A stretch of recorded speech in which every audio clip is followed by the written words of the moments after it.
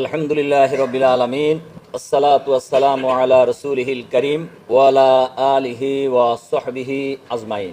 বাংলাদেশ জামাত ইসলামী ঢাকা মহানগরী দক্ষিণের লালবাগ জনের উদ্যোগে আয়োজিত আজকের এই সম্ভাব্য রোকন ভাইদের নিয়ে আয়োজিত আজকের এই শিক্ষা শিবিরের সম্মানিত পরিচালক, আমাদের সকলের প্রিয় ভাই জননেতা জনাব দেলাওয়ার হোসাইন, অন্যান্য নেতৃবৃন্দ, সম্মানিত ডেলিগেট ভাই সব, আসসালামু আলাইকুম ওয়া রাহমাতুল্লাহি ওয়া বারাকাতুহু।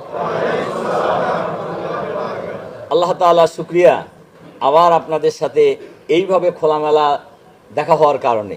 আলহামদুলিল্লাহ, এইভাবে দেখা হবে এইটা জেলখানায় বসে বসে অনেক সময় চিন্তা করা যেত না, এবং খবর আমি পেতাম প্রায়ই যে সবাই বের হতে পারলেও খান সাহেব বের হতে পারবে না।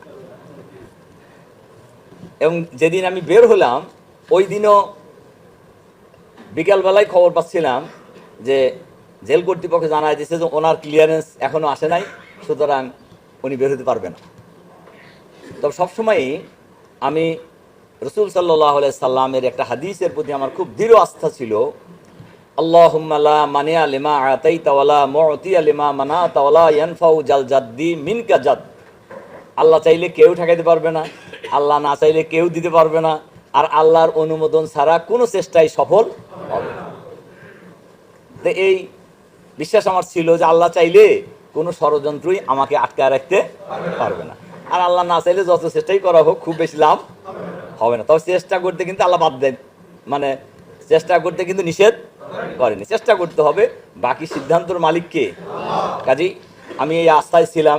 এরপর হঠাৎ করেই মাগরিবের লকআপ টকআপ সব হয়ে গেছে। জেলখানায় গেছেন কারা কারা? লকআপ টকআপ সম্পর্কে ধারণা অনেকেই গেছেন, আবার অনেকেই জেলখানায় যাওয়ার জন্য দোয়া করব না কারোর জন্যই, তবে গেলে প্রস্তুত থাকা দরকার, এই অভিজ্ঞতাটা দরকার আছে। আমাকে কালকে এই ঘুরানোর জন্য শিবিরে এক ছেলে আমার সাথে গেছে, কয় স্যার আমিও জেলে গেছিলাম। আমি বললাম কতদিন ছিলা? কয় 19 দিন। 19 দিন জেল খাটলে জেল খাটা হয় নাকি?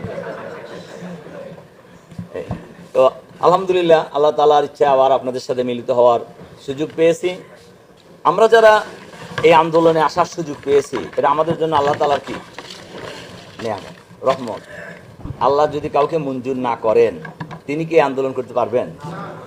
ওমাই ইয়াহদিল্লাহু ফাহুয়া মুহতাদ ওমাই ইউদলিল ফালান তাজিদা লাহু ওলিয়াম মুরশিদা। আল্লাহ যাকে হেদায়েত করবেন তিনি সঠিক রাস্তা পাবেন, আর আল্লাহ যাকে বিপদগামী করবেন তার কোনো পথ প্রদর্শক থাকবে না, তার কোনো সাহায্যকারীও থাকবে না। সম্মানিত দায়িত্বশীল ভাইরা, আলোচনার বিষয় বলা হয়েছে বায়াতে জিন্দেগি এবং তার প্রস্তুতি। বায়াতে জিন্দেগির আগে আমি এই আলোচনা যেখানেই করি, বায়াতে জিন্দেগির আলোচনার আগেই একজন মানুষের একামতের দিনটা ভালো করে বোঝা উচিত। একামতের দিন বোঝেন নাকি? কি বলতে পারবেন নাকি? হ্যাঁ, দিন প্রতিষ্ঠা। দিন প্রতিষ্ঠা কেন দরকার? আল্লাহ তাআলা যুগে যুগে যত নবী রাসূল পাঠিয়েছেন, সমস্ত নবী রাসূলের জীবনের মিশন ছিল কি? দিনকে বিজয়ী করা। লিইয়ুযহিরাহু আলাদ দীনি কুল্লি হুয়াল্লাযী আরসালা রাসূলাহু বিল হুদা ওয়া দীনিল হক লিইয়ুযহিরাহু আলাদ দীনি। আমি যুগে যুগে নবী রাসূল পাঠিয়েছি, উদ্দেশ্য হলো সকল দিনের উপরে ইসলামকে বিজয়ী আদর্শ হিসেবে প্রতিষ্ঠা করা। এবং সকল নবী রাসূল এই কাজটা কিন্তু আসলে করেছেন কিনা? এই কাজ করেন নাই এরকম নবী রাসূল আছে নাকি পৃথিবীতে? জানা আছে? তারা যদি নাই থেকে থাকে, নাই তো বটেই, কিন্তু যদি নাই থেকে থাকে তাহলে একামতে দিনের কাজ বাদ দিয়ে আল্লাহর সন্তুষ্টি অর্জন করা যাবে, একথা কোথায় পেল তারা? আমার কথা কি আপনারা বুঝতে পারছেন? যদি নবী রাসূলদের কাজ এটাই হয়ে থাকে, এর বাইরে যদি কোনো নবী রাসূল না থেকে নবী রাসূল অন্য কাজ না করে থাকেন, তাহলে নবী রাসূলের সেই আনিত আন্দোলনের প্রতিষ্ঠার সংগ্রাম ছাড়া আপনি আল্লাহ সন্তুষ্টি অর্জন করে জান্নাতে যাবেন কোন হিসাবে? আল্লাহ তাআলা যদি কাউকে নেন সেটা আলাদা। আল্লাহ তাআলা চাইলে কাউকে মাফ করে দিতে পারেন, আল্লাহ তাআলা চাইলে কাউকে শাস্তি দিতে পারেন। সম্মানিত ভাই সব, রাসূল সাল্লাল্লাহু আলাইহি সাল্লাম রোজা রাখা ফরজ না নফল? হ্যাঁ, ফরজ। বুনিয়াল ইসলাম ও আলা খামসেন, 5টা ভিত্তির উপর ইসলাম প্রতিষ্ঠিত, তার মধ্যে একটা কি? রোজা। এই রোজা ভাঙছেন না আল্লাহ রসুল? জানেন নাকি আপনারা? কোথায় ভাঙছে? হ্যাঁ, যুদ্ধের ময়দানে। যুদ্ধের ময়দানে কেন ভাঙছেন? লড়াই চলতেছে। লড়াই করতে হলে কি দরকার? শক্তি দরকার। রাসূল সাল্লাল্লাহু আলাইহি সাল্লাম তো সাহাবায়ে কেরামকে বলছেন যে তোমরা রোজা ভাঙো। সাহাবায়ে কেরাম বলছেন ইয়া রাসূলুল্লাহ আমরা তো আছি, আপনি তো ছাড়ি নাই। তখন আল্লাহ তাআলা রাসূল সাল্লাল্লাহু আলাইহি সাল্লাম নিজে খেজুর খেয়ে পানি খেয়ে রোজা ভেঙেছেন। তখন সাহাবায়ে কেরাম সবাই ভাঙছেন। কারণ দিনকে বিজয়ী করা, লড়াই করা এটা সবচেয়ে বড় ফরজ। রাসূল সাল্লাল্লাহু আলাইহি সাল্লাম নামাজ ছুটে গেছে, জানেন নাকি আপনারা? কেন? অলসতা কইরা, ঘুমায় থাকার কারণে? কেন? যুদ্ধের ময়দানে একাতার বেশ কয়েক ওয়াক্ত নামাজ উনি পড়তে পারেন নাই। যুদ্ধের ময়দানে লড়াই করছেন আসলে। তাহলে বড় ফরজ কোনটা? আমি কিন্তু এর জন্য বলতেছি না যে মাঝে মধ্যে নামাজ না পড়লেও, এইটা কথা না, মানে একামতে দিনের গুরুত্বটা বোঝার জন্য আর কি।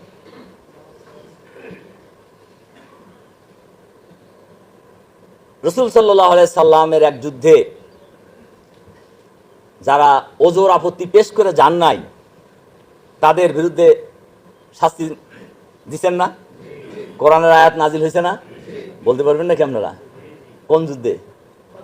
তাবুকের যুদ্ধে। এগুলো অনেক বড় ইম্পর্টেন্ট উদাহরণ। এবং তারা কারা ছিলেন? তারা কারা ছিলেন? খুব ইম্পর্টেন্ট কথা কিন্তু। এরা যে 3জন সাহাবী ছিলেন, কাব বিন মালিক, এরপরে হেলাল ইবনে উমাইয়া, মুরারা ইবনে রুবিয়া, এই 3জন সাহাবী রাসূল সাল্লাল্লাহু আলাইহি সাল্লামের খুবই প্রিয় লোক ছিলেন এবং একজন ছাড়া বাকি 2জন বদরের যুদ্ধে অংশগ্রহণ করছিলেন। আর যে একজন বদরের যুদ্ধে অংশগ্রহণ করতে পারেন নাই, তিনি রাসূল সাল্লাল্লাহু আলাইহি সাল্লামের সাথে সমস্ত যুদ্ধে অংশগ্রহণ করছেন। এরপরে ওজোর পেশ করে যুদ্ধে না যাওয়ার কারণে তাদেরকে সামাজিকভাবে কি করা হয়েছিল? এই ঘটনা তো আপনারা জানেন। এরপরে তাদের বয়কটটা কিরকম ছিল? সাহাবায়ে কেরামকে বলছেন যে এদের সাথে কথাবার্তা বলা যাবে না, এদেরকে সালাম দেওয়া যাবে না, সালামের উত্তরও নেওয়া যাবে না, ইত্যাদি ইত্যাদি, এবং তাদের কোনো ধরনের সহযোগিতা করা যাবে না। তো এর মধ্যে একজন ছিলেন বয়স্ক সাহাবী। তার স্ত্রী বললেন ইয়া রাসূলুল্লাহ ও তো খুবই দুর্বল, এমন কিছু কাজ আছে যেটা আর একজনের সহযোগিতা ছাড়া উনি পারেন না। তখন দয়াল নবী রাসূল সাল্লাল্লাহু আলাইহি ওয়াসাল্লাম বললেন হ্যাঁ তুমি তাকে সহযোগিতা করবা, তবে তার সাথে কথা কবে না। আমার কথা কি বুঝতে পারছেন? এরপরে বললেন যে তোমরা তাদের সাথে বিছানায় শুইতেও পারবে না, কথাও কইতে পারবে না, আবার বিছানায়। তাহলে কিরকম অস্থিরতা তৈরি হয়েছে আপনি চিন্তা করতে পারেন? 50 দিন পর আল্লাহ তাআলা তাদেরকে মাফ করে দেয়, কোরআনের আয়াত নাযিল করে দিয়েছেন। সুবহানাল্লাহ। ওই যুদ্ধে খালি 3 জনই যায় নাই। হ্যাঁ, ওই যুদ্ধে কি 3 জনই শুধু যায় নাই, না অন্য লোকেরাও যায় নাই? 80 জন যায় নাই। তারা নানান ওজোর আপত্তি পেশ করে ওন থেকে ভেগে আইছে। কিন্তু এরা সত্য কথা কইছে যে ইয়া রাসূলুল্লাহ ওজোর আপত্তি যা পেশ করছিলাম এটা আসলে আমাদের দুর্বলতা, আমরা ইচ্ছা করলে যেতে পারতাম। সম্মানিত দায়িত্বশীল ভাই সব, ওজোর আপত্তি কিন্তু ওনারাও পেশ করতে পারতেন না? তাহলে যারা আসল কথা গোপন করিয়া ওজোর আপত্তি পেশ করে ওন থেকে আসলেন আর 3 জন সঠিক কথা কয়ে আটকে গেলেন, উত্তম কারা? কথা ভালো করে বুঝে পায়েন, উত্তম কারা? এই 3 জন, খালি উত্তম। তাদের জন্য আল্লাহ তাআলা মাফ করে দিয়ে কোরআনের আয়াত নাযিল করে দিচ্ছে আর কি। আব্দুল্লাহ ইবনে উবাইয়ের নাম শুনছেন নাকি?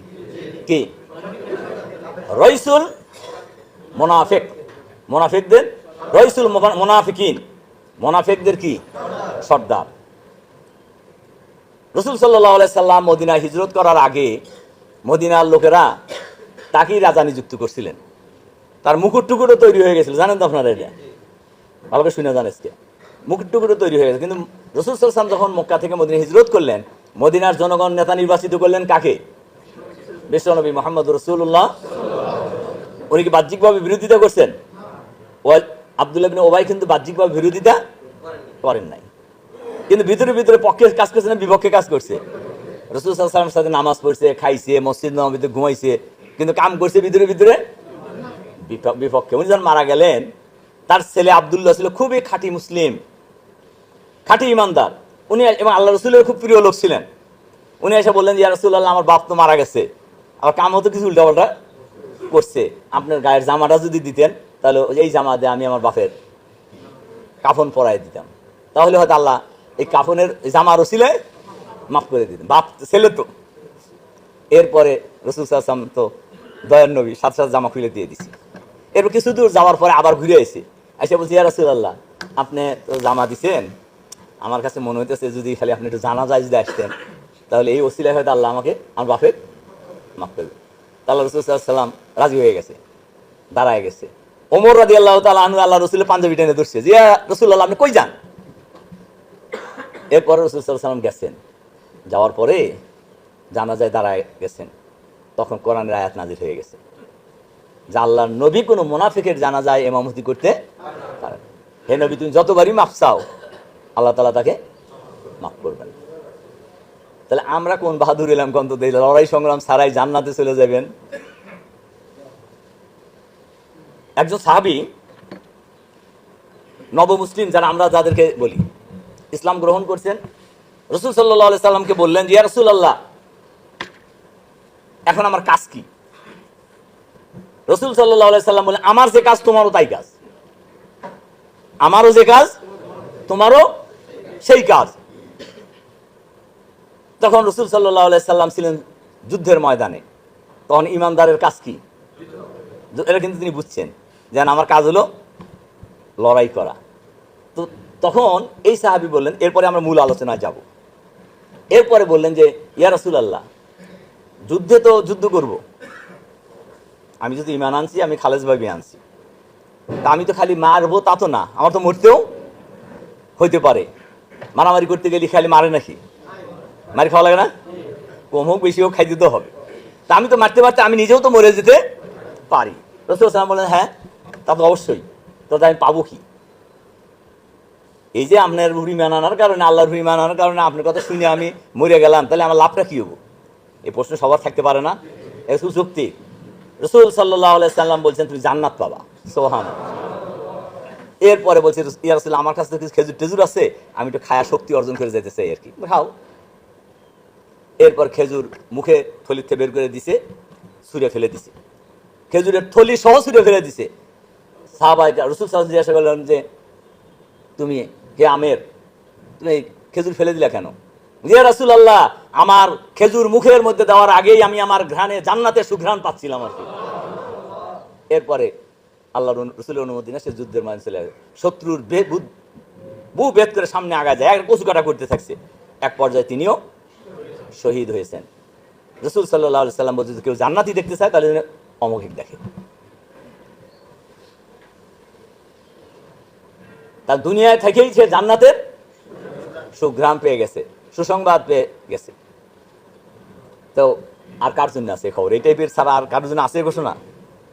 তো নামাজও পড়ে নেই, রোজাও রাখে নাই, কিছুই করে নাই, কিন্তু সে কি জান্নাতি। আর আল্লাহ রসুলের সাথে 5 ওয়াক্ত মসজিদে নববীতে নামাজ পড়ছে, রোজা রাখছে, ঈমান আনছে, একসাথে খাইছে, ঘুমাইছে, সে কি জান্নাত। আল্লাহর দ্বীনকে বিজয়ী করা, সংগ্রাম করা ছাড়া জান্নাতে যাওয়ার আর অন্য কোনো উত্তম ওয়ে আছে কোরআন হাদিসের দৃষ্টিতে আমার জানা নাই। এই জন্য আমরা এখন আলোচনায় যাব হলো বায়াতে জিন্দেগীর গুরুত্ব। আমরা যে আদর্শের ভিত্তিতে আন্দোলন করছি, এই আদর্শের নাম কি? রাসূল সাল্লাল্লাহু আলাইহি ওয়াসাল্লামকে জিজ্ঞাসা করা হয়েছিল, ইয়া রাসূলুল্লাহ, সাদ্দিকনি বিল ইসলাম, ইসলাম সম্পর্কে আমাদেরকে কিছু বলুন, নসিহত করুন।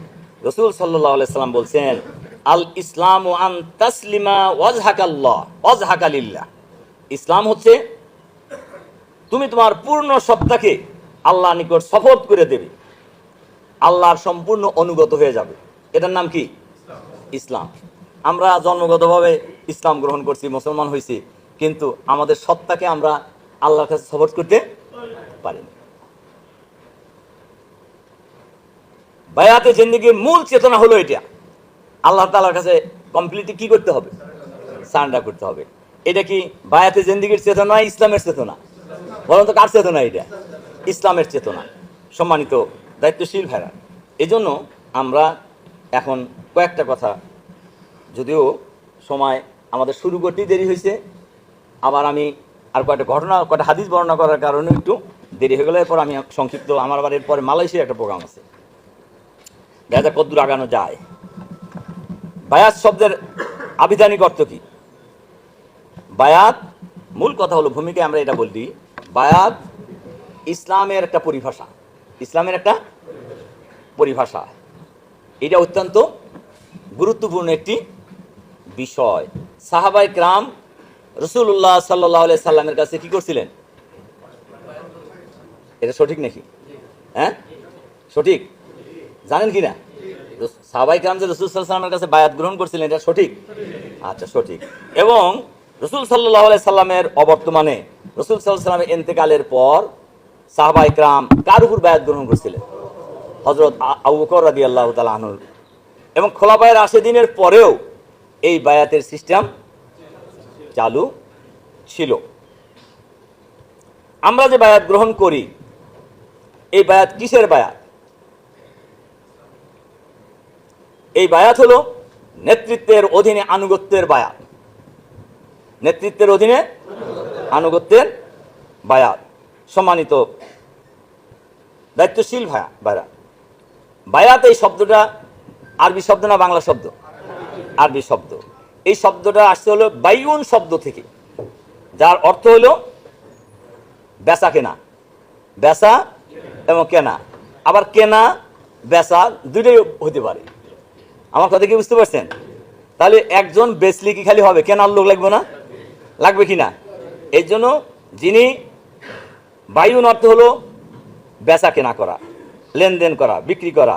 আর আরেকটা শব্দ আছে হলো যিনি বেচেন না, যিনি ক্রয় করেন তিনি হলেন বাইউন। বেচেন তিনি হলো বাইউন। আর একটা হলো সারাউন। বাইউন হলো বিক্রয় করা, আর সারাউন হলো ক্রয় করা। কারণ যে কোনো জিনিসের খালি বিক্রয়কারী থাকলে তো হবে না, কেনার লোক থাকতে হবে না? তাহলে একজন বিক্রয় করতেছেন আর একজন কিনতেছেন, তাহলে বিক্রয় করতেছেন কে? আমরা। বিক্রয় করার জন্য আইছি আমরা, একদম ঢাকা মহানগরীতে চলে এসেছি। কোন জায়গায়? কক্সবাজার। আর কার কাছে বিক্রয় করবেন? আল্লাহর কাছে। তাহলে ক্রয়কারী হলেন আল্লাহ তাআলা। বিনিময় কি? ইন্নাল্লাহা আশতারা মিনাল মুমিনিনা আনফুসাহুম ওয়া আমওয়ালাহুম বিআন্না লাহুমুল জান্নাহ। মুমিন জানমাল বিক্রয় করে কার কাছে? কিসের বিনিময়ে? জান্নাতের বিনিময়ে। কিনে নেয় কে? কিসের বিনিময়ে? জান্নাতের বিনিময়ে। এর চাইতে পরিষ্কার ফতুয়া আর কোথাও আছে? আর দরকার আছে? আর দরকার নাই। সম্মানিত দায়িত্বশীল ভাই সব, এরপরে আমরা আলোচনা করব হলো, আমরা যে বায়াত গ্রহণ করব, এই বায়াত গ্রহণটা কোরআনে কি বলা হয়েছে? এই বেচা কেনার কথা একটা তো বললাম, সূরা বাকারার 100 কত নম্বর আয়াত? আয়াত মুখস্থ আছে নাকি আপনাদের? বাকারা বলতেছে সূরা তওবা 111, সূরা তওবা 100। হ্যাঁ, মানে সূরার নামে গোলমাল লেগে গেছে, তাই না? একদম চুপচাপ আছেন। তাই ওই সময় আওয়াজ ভালোই করছেন, তাই পরে আওয়াজ করেন না কেন? আচ্ছা, এরপরে কোরআন শরীফে দেখবেন সূরা ফাতার 10 নম্বর আয়াতে আল্লাহ তাআলা বলছেন, ইন্নাল্লাযীনা ইউবাইউনাকা ইন্নামা ইউবাইউনাল্লাহ ইয়াদুল্লাহি ফাওকা আইদিহিম। তাহলে আমরা যে বেচা কেনাটা করি, আমরা যে বায়াত গ্রহণ করি, মূলত এই বায়াত কার কাছে? এই বায়াত কার কাছে? আল্লাহ তাআলার কাছে। কারণ আল্লাহ তাআলা বলছেন ইয়াদুল্লাহি ফাওকা আইদিহিম। আল্লাহ নবীকে বলছে, হে নবী, তোমার হাতের উপর কার হাত ছিল? তোমার কাছে যে সাহাবায়ে কেরাম বায়াত করলেন, এই বায়াতটা কার কাছে ছিল? আল্লাহর কাছে। কারণ হলো তোমার হাতের উপরে কার হাত ছিল? আল্লাহর হাত ছিল। সুতরাং আমাদের বায়াত হলো মূলত আল্লাহ তাআলার কাছে। এরপরে সূরা ফাতার 18 নম্বর আয়াত, এটা আপনাকে লিখে রাখেন, আপনি বাড়ি যা ঠিকঠাক করে নিয়েন।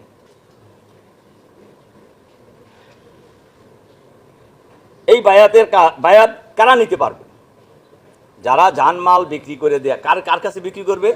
সূরা নেসার দেখবেন ৭৬ নম্বর আয়াতে,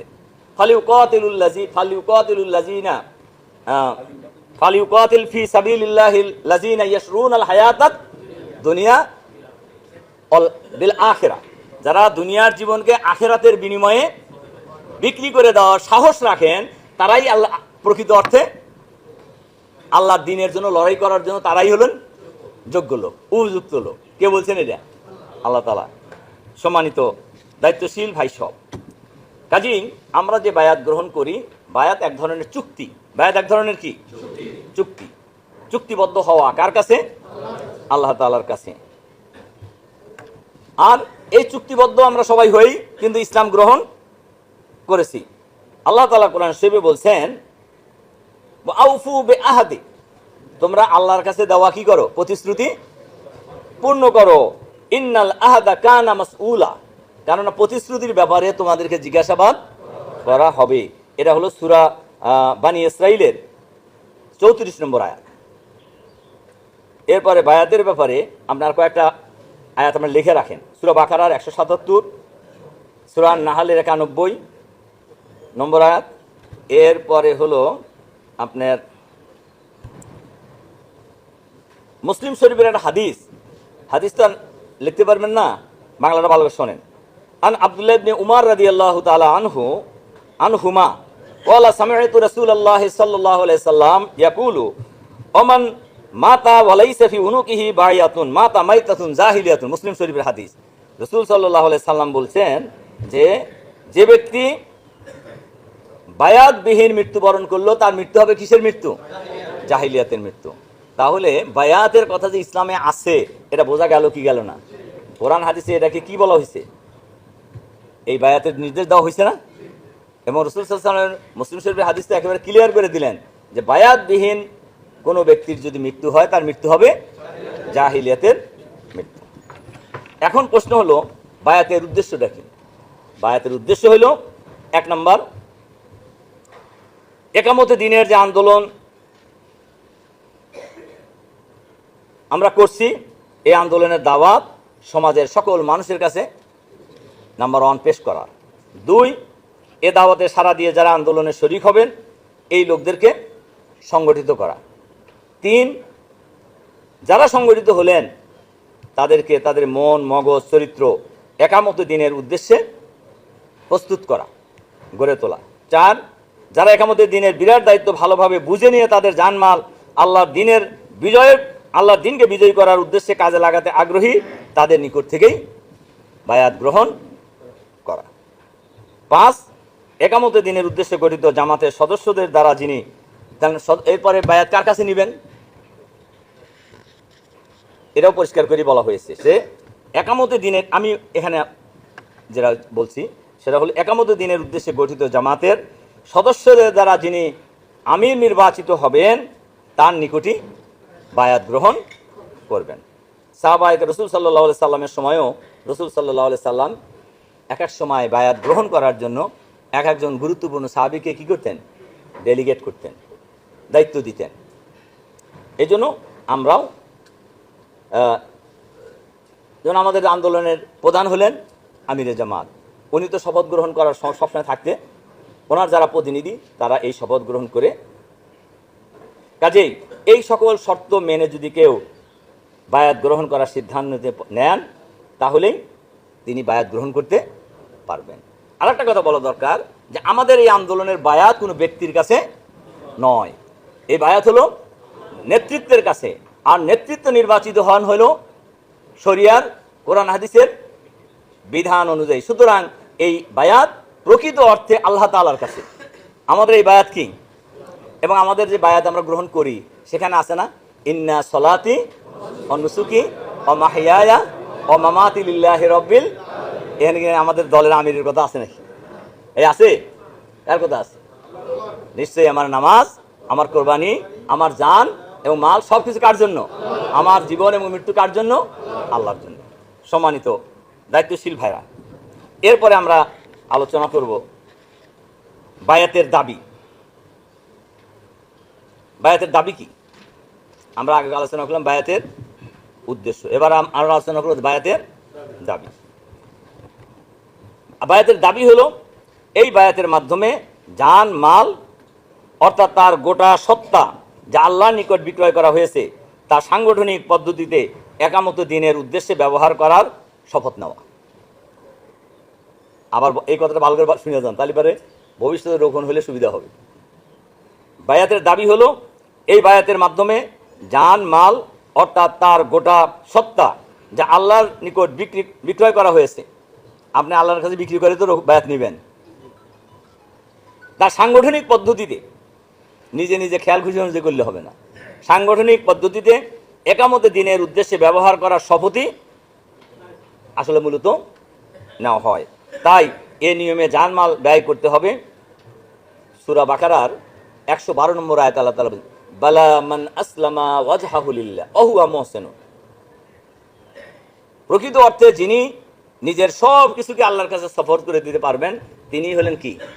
সত্যিকারের নেককার বান্দা। তিনি হলেন সত্যিকারের নেককার বান্দা। সম্মানিত দায়িত্বশীল ভাইরা, এরপরে 2, ইসলামী সংগঠনের পক্ষ থেকে তাকে যে কোনো নির্দেশ বা দায়িত্ব দেওয়া হয় তা কোরআন সুন্নাহ বিরোধী না হলে বিনা দ্বিধায় পালন করতে হবে। এ ব্যাপারে দুনিয়ার কোনো রকম ক্ষয়ক্ষতির পরোয়া করা চলবে। রকম হইলেন মিছিলে ঝুঁকি দেখলেই আপনার হাত পা কাঁপা শুরু হয়ে গেল, অথবা পাতলা পায়খানা শুরু হয়ে গেল। আছে না আমাদের মধ্যে এরকম লোক? আছে কিনা বলেন? যদি বাজে আজকে মতিঝিলে গেলে ভাই বিপদ আছে, কারোর আমাশা হয়, কারোর পাতলা পায়খানা হয়, হোক আর না হোক কয়। কি আমি কি ভুল কইতেছি? হ্যাঁ, অভিজ্ঞতার কথা কইতেছি, বুঝলেন? অভিজ্ঞতার কথাই বলতেছি। এই সুযোগ বায়াত গ্রহণকারীদের থাকার উচিত নয়, এটা বায়াতের দাবিও নয়। 3, সংগঠনের দায়িত্বশীলের নির্দেশ সঠিক নয় বলে নিজে নিজেই কর্মসূচি থেকে বিরত থাকার কোনো সুযোগ নাই। আছে না এরকম? নির্দেশটা ভালো না লাগলে আর মানতে চায় না, নির্দেশটা ভালো মনে পছন্দ না হইলে আর ওই কাজ করতে, এরকম লোক আছে না আমাদের মধ্যে? আছে কি না? এই সুযোগ কি আছে? এই সুযোগ ইসলামে নাই। সংগঠনের পক্ষ থেকে যখনই রাসূল সাল্লাল্লাহু আলাইহি ওয়াসাল্লাম বলছেন, যখনই কোনো নির্দেশ আসবে, মান ফি আহাব্বা আও কারিহা, সেটা পছন্দ হোক আর না হোক, এটা মানাটা কি ফরজ। মাল্লাম ইউমার বিমাসিয়াতিন, যতক্ষণ পর্যন্ত না সে কোরআন হাদিসের বাইরে কোনো নির্দেশ না দেবে।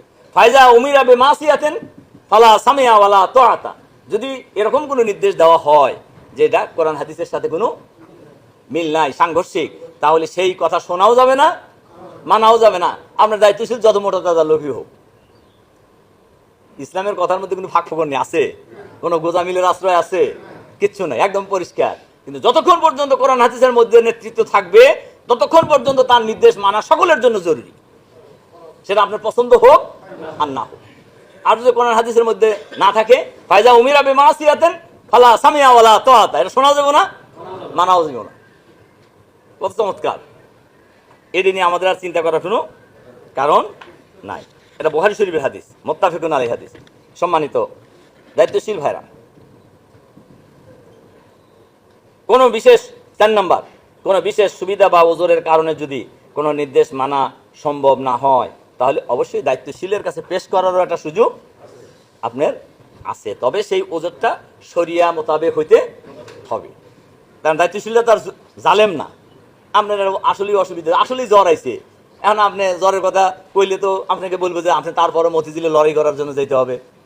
আপনার চেতনা যদি থাকে আপনি নিজে যেতে পারবেন, ঠিক আছে? সম্মানিত দায়িত্বশীল ভাইরা, এই শপথের নীতি সব দলেরই কিন্তু আছে, আছে না? খালি শপথ বললেই কিন্তু কাম হবো না। আমাদের সবাদ আর বিএনপি সবাদ এক নাকি? ওরা যে এইরকম করে যে মাজারে যাওয়ার কোনো বিধান আছে? এরকম মানে মুষ্টিবদ্ধ হওয়ার তো প্রশ্নই আছে? কোনো জায়গায় আছে? ওখানে শপথ করে কার নামে?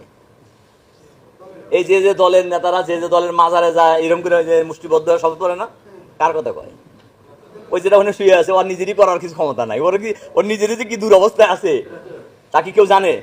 হ্যাঁ নামে আবার শপথ নেয়। মানে কত, মানে মানুষ কত কি মানে অজ্ঞ মূর্খ না খালি, মানে আরো যদি কোনো শব্দ থাকে সেটা বলা যাবে, যাকে আমাদের আলোচনা শুধু এটা আমি বললাম এর কারণে শপথ কিন্তু সবাই নেয়। সেই শপথ আর একামতের দিনের আন্দোলনকে বিজয়ী করার শপথ দুইটা এক কথা নয়। এই আন্দোলনের শপথ হলো জান্নাতের যাওয়ার শপথ, জান্নাতে যাওয়ার শপথ। সম্মানিত দায়িত্বশীল ভাই সব, সুতরাং একামতের দিন আর বায়াত এই দুইটা একটার সাথে আর একটার সাথে একটা কি ওতপ্রোতভাবে জড়িত, ওতপ্রোতভাবে জড়িত। অধ্যাপক গোলাম আজম সাহেব উনি এক বইতে লিখছেন যে একামতের দিন আর দিনের আন্দোলন আর বায়াতে জিন্দিগি এই দুইটার সম্পর্ক হলো অজু আর নামাজের মতো। আমার অজু ছাড়া নামাজ হয় নাকি? বলেন না, অজু ছাড়া নামাজ হয় কিনা? আর নামাজ না করে খালি অজু করে সারাদিন খালি অজু করতে থাকলেন, তা হবে? এই দুইটাই লাগবে। কাজে একামতের দিনের আন্দোলনের এই কনসেপ্টটা ক্লিয়ার থাকতে হবে, শপথ গ্রহণ করতে হবে। সম্মানিত দায়িত্বশীল ভাই সব, আমরা এই কথা শুরুতেই বলে ফেলছি যে আমাদের আসল বায়াত হলো কার কাছে? আল্লাহ তাআলার কাছে। এখন আমরা আলোচনা করব যে শপথ থেকে বাড়াই দিছাও, আচ্ছা ঠিক আছে, এর মধ্যে শেষ করে দেবো।